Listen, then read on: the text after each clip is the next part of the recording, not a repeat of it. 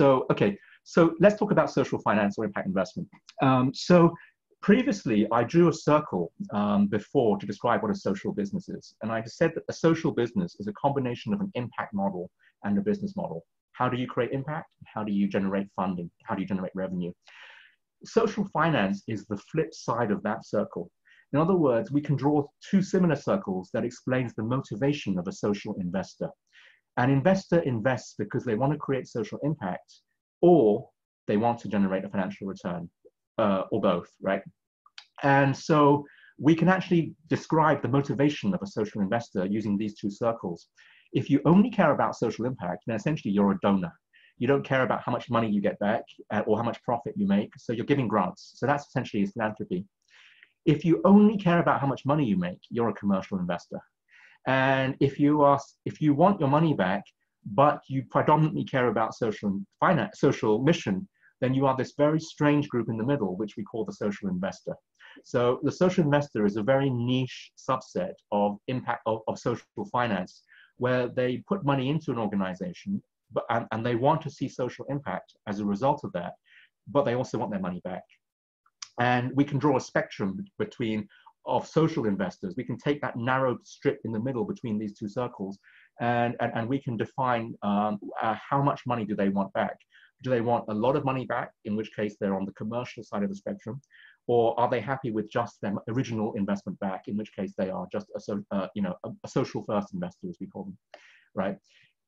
Now, depending on the kind of finance you want to raise, essentially a social entrepreneur has access to three different funding options. There's philanthropy, which basically means grants and donations. That's the kind of money that we all know and love. There's equity, and there's debt. And as I mentioned before, the first option is available to charities, but not every charity can access the second or the third option. So most charities can only raise grants. They can't raise equity, and some can't raise debt because most regulated entities frown on having liability, okay? So if you're a charity, you're pretty much stuck with option number one, which is philanthropy. If you're a business, option number one is actually less viable for you because people see you as commercial. On the other hand, you can raise equity. In other words, you can issue shares in your company and you can borrow, so you can raise debt. So you have to decide, are you a charity or are you a business? And then which of these options do you want? Or do you want to blend these options? Do you want to find a way to mix and match? And that's what most of our fellows do in order to succeed. And I'll speak to that in a moment. So let's talk about the pros and cons of each of these different options, right? So most social entrepreneurs, when they start by raising grants. And the reason for that is because that's often the low-hanging fruit. Grants are free, you don't have to repay them. You want to be seen as social, and the people who support social organizations are normally donors or normally philanthropists. So most people start with grants when they're going as a social entrepreneur. However, there are some very, very severe drawbacks to philanthropy long term. Very often the amount that's available is very limited. Philanthropy is typically restricted. In other words, the philanthropist will give you money, but will have all kinds of strings and conditions attached, which can be very, very time consuming for an entrepreneur to deal with.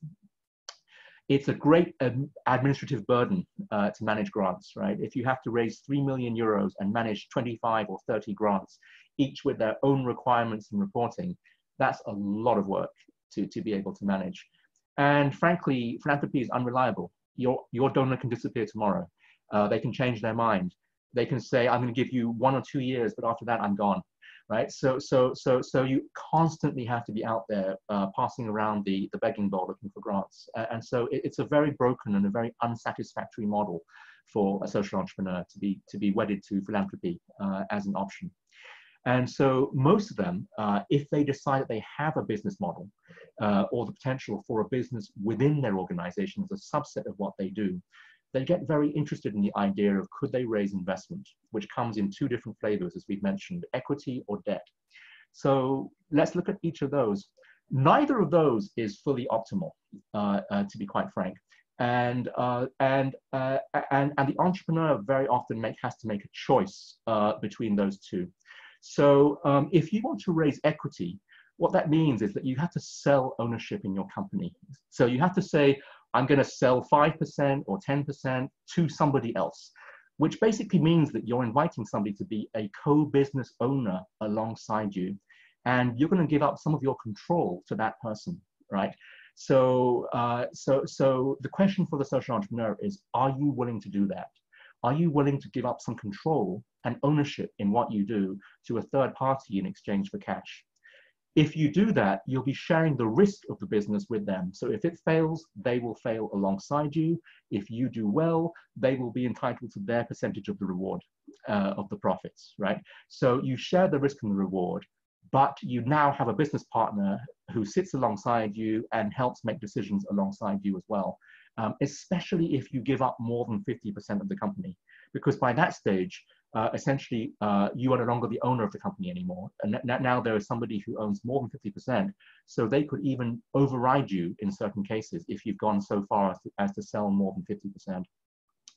And bear in mind that even if you have a great business partner today, if they sell their shares in future, then you don't know who the owner will be 5 years down the line or 10 years down the line. So you have to prepare your organization for the fact that there will be new stakeholders coming into the organization at a future date once you start to raise equity or sell shares in the business. And so you need to think about whether that's something which is a route that you want to go down or not. But the great benefit is that there's no way that you can become bankrupt by selling shares, because if you don't make any profit, you don't have to repay the investment that you raised, right? That is the risk of the co-owner. So equity is typically used for startups because it's high risk, high reward. And it's usually what social entrepreneurs migrate to once they reach the plateau on raising grants. So they raise grants to a certain point, but if they really need to grow, if you need to raise 3 million or 5 million or 10 million euros, you may have to raise equity in order to help you get to that new level. And then your third option is debt, which basically means raising a loan. Now, the advantage of a loan versus equity is that you retain all the ownership of your organization. You're not forced to sell any shares in your organization, which means that you don't lose any control over the organization. You just simply have to repay the loan with interest when it's due. So, and you only have to repay the loan. So if your profits double and you've borrowed $1,000, you only have to repay $1,000. You don't have to repay 2,000, right? So you keep all of the upside, if you like, for your organization once the loan has been repaid, along with the interest rate, of course. However, the risk that you run with raising a loan is that if you can't repay the loan when it falls due, then technically your lender can call you into insolvency, which means that they can wind up your organization and sell it, and then try and retrieve whatever cash is available at the end of the sale. So it's quite risky, right? If you raise a loan and you can't repay it, effectively you might end that business, you might end that organization. Now, of course, you can always reschedule it, you can always negotiate with the investor. There are lots of ways to proceed, which is not quite as nuclear as insolvency, but potentially there is a risk here of insolvency and something that you have to be very careful about. And so what this means is that debt is normally only used for later stages when you're a more mature company and when you've got positive cash flow and you're actually profitable. In fact, you can't raise debt without some degree of profits already being generated. Otherwise, most lenders would be very hesitant to lend to you, or unless you have something you can offer as collateral, which might be buildings, or it might be software, or it might be IP of some kind, right? So those are the three types of capital that you can raise. Each of them has their benefits, but each of them has their drawbacks as well. And so you will need to discuss with your financial advisor which one of these options is most suitable for you if this is the route that you want to go down. And just remember my caveat at the beginning. Only a for-profit business model can actually raise equity or debt, right? So if you don't have that, it has to be philanthropy. However, you can use philanthropy as a stepping stone to generating a business model, which can then raise equity and debt in future. And that's what many of the people who raise investment actually do. Okay. Are there any questions on that before I just talk quickly about which kind of financing option you should raise? Or was that clear enough? There's a lot of complexity here, so I'm going very fast through this. But this is just a sort of a teaser to give you a bit of insight into where to go. No? Okay, so what I'm going to finish up by doing is talking about what financing option you should choose. And then I'm going to open it up to Q&A. And then I'm actually going to talk a little bit about how Ashoka can help you, and then we'll open it up to Q&A. Okay, so I've just described 3 different types of financing options, which is debt, equity, and philanthropy. Okay, so if you're thinking about raising one of those, how should you go about doing it? Here is the framework you should think about. Imagine a graph where you've got time on the x-axis and you've got profit on the y-axis. Okay, so I'm going to draw the typical sales curve for any business. So if you imagine the revenue over time, it starts off low, but it increases over time, okay, hopefully, all right? And you create a business plan which shows that. And then what I'm going to show you here is the costs of that business, which I'm going to simplify by drawing as a flat curve, although in reality it's not. It's going to be lumpy, it's going to change as you grow, it's going to increase as you grow. But let's assume that it looks like this. So the investment story is basically what I've just shown you on this graph, right? In the early years of your business, you're very small and you're still growing. So it's very likely that the costs that you have will be more than the revenue that you have, and therefore you generate a loss in the early years. But at some point, your revenue will be sufficient to break even and cover those costs. And we hope at some point in future, you'll be able to generate a profit, right? That's the story for any business plan. Okay, so what we can say is that you have to raise investment because you need money to get to the point where you can cover your costs. And that's why you raise investment.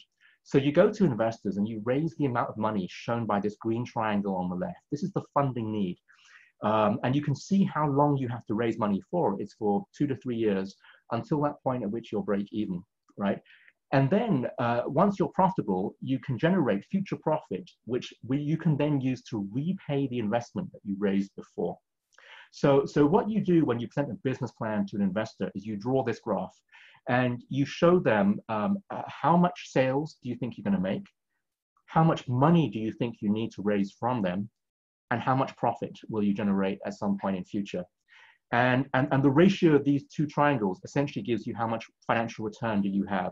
So if the triangle on the right is twice as big as that on the left, then technically you could pay back the investment times 2, in which case you can offer that as financial return back to your investor. So you can have a negotiation around how much investment you can raise, right?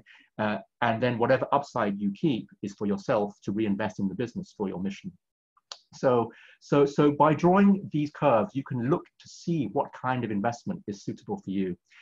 The period to break even is the break even period, and then you have a repayment period which follows after that.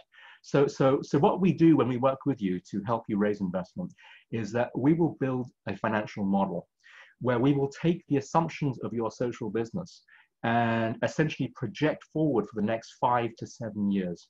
How much do you think you will deliver? How many programs do you think you will run? How many people do you think you will reach? How much profit do you think you will make based on that? And then we can use that financial model to help you calculate how much money do you need and what kind of money do you need? Is it going to be debt? Is it going to be equity? Or is it going to be philanthropy? So let me quickly just show you how that decision is made. And then I'll pause there. The way that I'm going to do this is by describing how the shape of your cash flow forecast works. So as you can see, we have a graph here which shows your future cash. Negative in the beginning, but profitable later on. The shape of that curve essentially determines the kind of financing that you'll be able to raise. And the way I'm going to illustrate this is with 3 examples of fellows who've been through our program and have raised equity, debt, or philanthropy in different ways. And so the 3 different business models are that of Gina Badenoch, who is a Mexican Ashoka fellow, who runs an organization called Ojos que Sienten, which works with blind people. David Green, who is a healthcare entrepreneur, and Faisal Rahman, whom I mentioned before, who runs Fair Finance, which makes microloans in the UK. And let's quickly look at how each of these entrepreneurs thinks about raising investment. So if we look at Gina, Gina runs an incredible organization which has impacted hundreds of thousands of people. She works with blind people, and she runs courses and programs that help them not only acquire confidence, but also acquire the skills to re-enter the workforce. This is a very successful program with very high social impact. However, it is extremely intensive, as you can imagine, and extremely tailored for the individual concerned, okay? So when we do the financial analysis for Gina, what we see is that costs always exceed the revenue, right? So if that's the case, then the correct answer here is don't bother to raise investment. The right path for Gina is to put forward a really good fundraising philanthropy strategy. And that's the right answer. And she has raised millions of dollars on that basis and doesn't have to distract herself with trying to create a business in order to make this work. So our advice to Gina is focus on philanthropy. This business model does not lend itself to investment. David Green, on the other hand, has an integrated model where he sells this product here, which is the intraocular lens. It's the lens that you put in the eye for eye surgery, for cataracts. He runs it as a social business. He makes a very small profit margin on it, but because he prices at 95% below the price of his competitors, he has now succeeded in acquiring more than 20% of the entire world market share for intraocular lenses. This is a very successful model, and it's also commercial. So if you look at David, what you see here is that in the early years, he has a large funding requirement because he has to build factories, essentially, to manufacture the product. But once the product is manufactured, his revenue potential is very significant. He can grow very fast, and he can deliver this to many, many hospitals and clinics. So David is in the fortunate position where he can raise equity. This is exactly the kind of proposition for which equity was designed. It's high risk, but high reward. And there's tremendous upside in the business potential. So his backers would be willing to buy shares in his organization. Someone like Faisal has a very interesting and very typical cash flow profile. So when we draw his cash flow profile, what we see is that because it's a social business, which combines elements that are both commercial and non-commercial, it will take him 7 years to reach break even, which is a long time for an investor. At the same time, once he is break even and profitable, he will generate revenue. But to be quite realistic, he's not going to be generating the kind of 100% revenue profit that David Green might be able to generate, for example. So Faisal isn't going to go and pretend to his investors that he's going to be this super VC type investment that's going to make a lot of money. So the question for Faisal is, how does he square the circle of having a business which is viable, but which is going to take a long time, and which is never going to be massively profitable because he needs to complete his social mission, which means providing a lot of support for people who are very over indebted. So the answer here is hybrid finance. There are ways in which he can blend different types of financing. So that might mean, for example, raising a grant for the early years, and then when he is within striking distance of break even, switching to equity at a later stage to get him over that hump to the point where he's profitable, which is exactly what he did. He raised grants for his first 5 years, and then in year 6 or year 7, he was able to go out to investors and say, look, I have now built a business to the size where we can be profitable within 4 years. And we looked at his cash flows and we said, yes, absolutely, you're right. And he was able to raise several million euros of investment on that basis, and indeed broke even and has repaid those loans in full. So he was able to blend philanthropy and investment. He was also able to find Ashoka investors who were able to offer him a very low interest rate to subsidize him as he got to break even. And again, that's also an option, is to find investors who are willing to give you investment which is on more favorable terms because they really believe in your social mission. So that's an example of how our program would help you to design an investment which is tailored for your needs based on the kind of profile your organization has. Are you grants only? Are you investable and successful, or are you investable but you need a blend of grants and investment to succeed? And this is what the analysis essentially does. This kind of analysis typically requires a financial advisor. It's not something that I recommend doing by yourself.